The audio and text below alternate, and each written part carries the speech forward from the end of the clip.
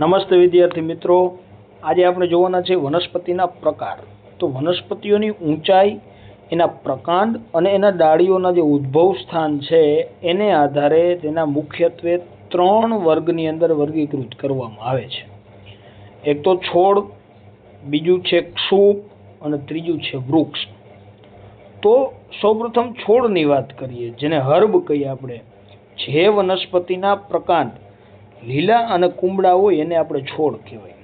એ કાષ્ઠીય પેશીઓ ધરાવતા નથી, એટલે કે એની અંદર લાકડાનું પ્રમાણ, કાષ્ઠનું પ્રમાણ હોતું નથી અને એમની ઊંચાઈ લગભગ 2 થી 3 ફૂટ જેટલી હોય તો આપણે એને શું કહી શકીએ? છોડ। તેમને વધારે શાખા પણ હોતી નથી। 1 કે 2 સિઝનમાં એ એમનું જીવન ચક્ર છે, લાઈફ સાયકલ છે, પૂર્ણ કરે છે। હવે એનું મૂળ તંત્ર અલ્પ વિકસિત હોવાથી જમીનમાંથી સરળતાથી ઉખડી શકાય છે।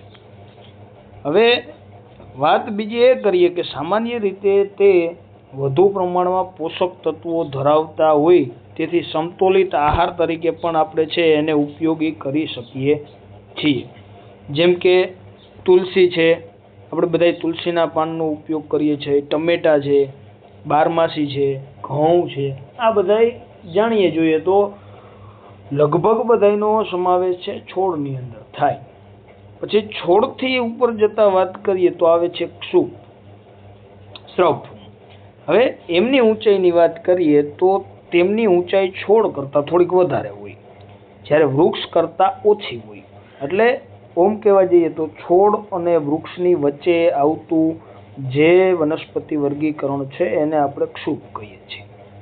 હવે સામાન્ય રીતે ક્ષુપની ઊંચાઈ છે 12 થી 15 ફૂટ જેટલી જોવા મળે છે। એમનું પ્રકાંડ છે કાષ્ઠીય પેશીઓ ધરાવે છે, એટલે નહિવત લાકડાનું પ્રમાણ એની અંદર જોવા મળે છે। સાથે વાત કરીએ તો પ્રકાંડ છે મજબૂત પરંતુ ઓછી જાડાઈ ધરાવે છે। હવે એની શાખાઓ છે એ પાયા એટલે કે આધાર પાસેથી નીકળતી હોય છે અને જોવા જાય તો સમતોલિત આહાર અને સાથે સાથે મરુસ્થળ કે શુષ્ક પ્રદેશમાં અન્ય વનસ્પતિઓની સાપેક્ષે ક્ષુપનું પ્રમાણ વધુ જોવા મળે। આ વનસ્પતિઓના જીવનકાળનો આધાર એમની પ્રજાતિઓ તેમજ નિવાસસ્થાન પર આધારિત છે, એટલે અનુકૂલન ઉપર વધુ પડતું આધારિત છે। મરુસ્થળ રણભૂમિની અંદર આ વધારે પડતા જોવા મળે ક્ષુપ।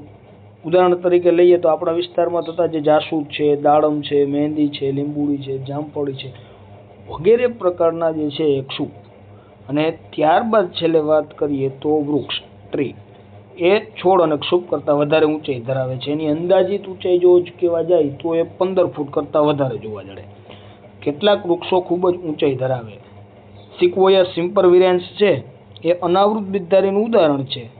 યુકેલિપ્ટસ છે અથવા તો નીલગિરી છે આવૃત બિદ્ધારીનું ઉદાહરણ છે। તેના પ્રકાંડ મજબૂત હોય છે અને જાડાઈ છે એ ધરાવે છે। હવે વાત કરીએ તો પ્રકાંડને જમીનથી ઘણે ઊંચે ઉપરના ભાગમાં શાખાઓ આવેલી હોય છે। તેના જીવનકાળ કે આયુષ્યનો આધાર એના પ્રકાંડમાં જોવા મળે છે। વર્તુળાકાર વલયો હોય છે। કેટલાક વૃક્ષો બહુ શાખીય અને ઘટાદાર હોય છે। જેમ કે ઘટાદાર વૃક્ષનું ઉદાહરણ લેવા જાય તો સીધું જ આપણે વડલો છે મગજમાં આવે।